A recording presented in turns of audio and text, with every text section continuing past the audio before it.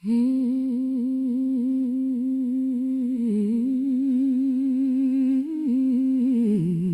instantly remembered Michael Jackson's Bad album. A certain kind of bitterness that didn't suit him. When I finished the first pages of Michael Ende's book, The Mirror in the Mirror, over 30 years ago, it only became clear to me that both, for reasons unknown to me, were excluded as chosen ones. But yeah, high level indeed. You just don't feel addressed two of my superstars. Who would even want to compete with them in the early 90s? Let alone imagine being in the same boat.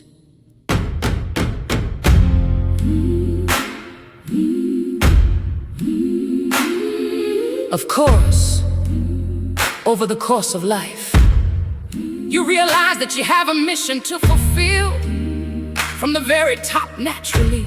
Even if you don't know exactly where that is, let alone what it looks like there. But you can get quite far even on the country road, if the average speed is right, to find out what your sacred destiny is all about.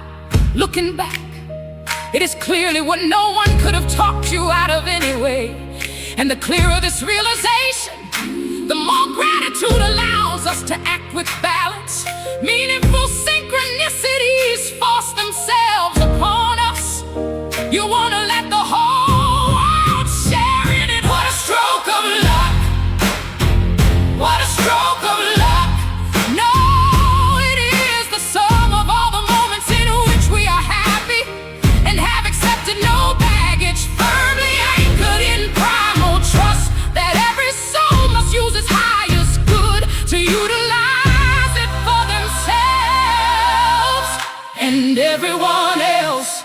You want to give instead of continuing to invest, tearing up the seed with the freshly sprouted little plant and running around with it, far from being arrogant, just overjoyed because you suddenly realize you are on the right path. You give away your trust and rarely recognize right away in the beginning that all the hurt following closely on the heels of this mistake is connected to it. Stroke of luck. What a stroke of luck. What a stroke of luck. No, it is the sum of all the moments in which we are happy and have accepted no baggage, firmly anchored in primal trust that every soul must use its highest good to utilize it for themselves and everyone else. Everything else probably just remains a back and forth shuffling, which in turn brings meddlers onto the scene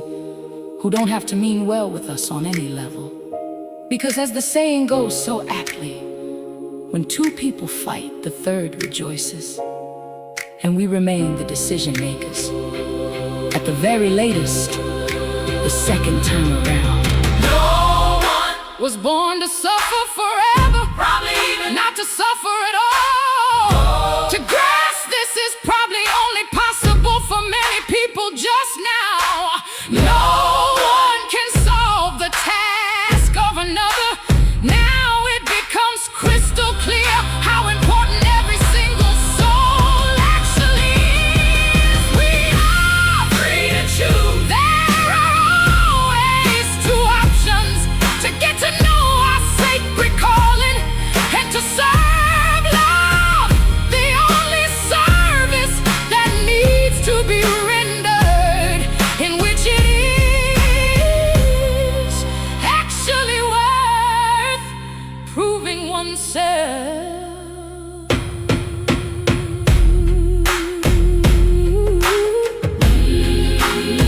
So, finding solutions or dwelling on problems, acting with sorrow or with happiness.